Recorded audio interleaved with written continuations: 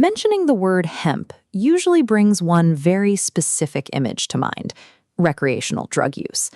This modern association has caused society to overlook a raw material that ancient civilizations utilized for thousands of years. But the biological reality is simpler. Industrial hemp and marijuana are actually just different varieties of the exact same plant. This diagram maps the hemp plant's taxonomy, split by THC content. Marijuana derives from the high THC indica branch. Industrial hemp grows from the low THC sativa branch. This sativa plant yields bast fiber from its stalk, like flax or jute, grown solely for textiles, not recreation. By confusing a foundational agricultural crop with its psychoactive cousin, modern manufacturing effectively walked away from a material suited for global industry.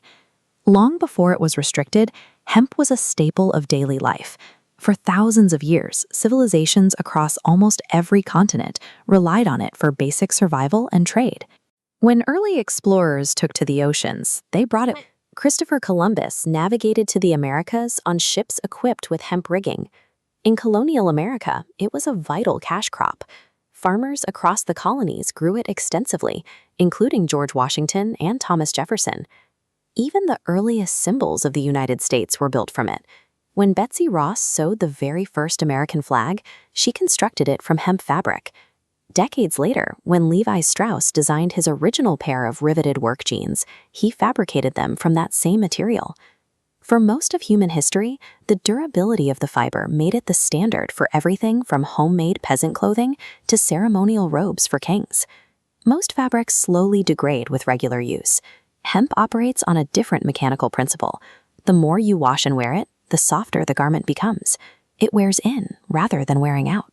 At a molecular level, its chemical structure naturally blocks UV light, protecting against sun fading, and inherently repels common pests like moths.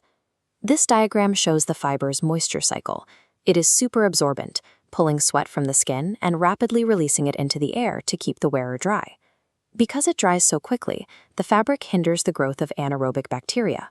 Without trapped moisture to feed on, bacteria cannot thrive, granting the material natural antimicrobial and hypoallergenic qualities. That structure also makes it climate responsive.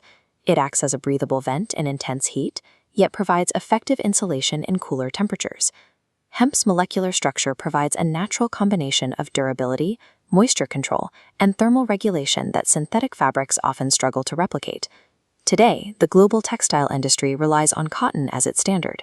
But cultivating it on a massive scale requires heavy chemical fertilizers and pesticides. Cotton farming demands intense chemical intervention. Hemp, however, grows so densely that it literally chokes out competing weeds. Its biology acts as a natural pest repellent, eliminating the need for herbicides and pesticides. Comparing water consumption, hemp requires exactly 4 times less water than cotton to produce the same volume. At harvest, a single hectare of hemp produces double the usable fiber. Furthermore, its roots return up to 90% of nutrients back to the soil. Those deep roots also hold the ground together, actively controlling topsoil erosion while requiring a relatively small amount of acreage. The data suggests hemp is a historically proven, mathematically efficient fiber capable of replacing resource-heavy agricultural norms.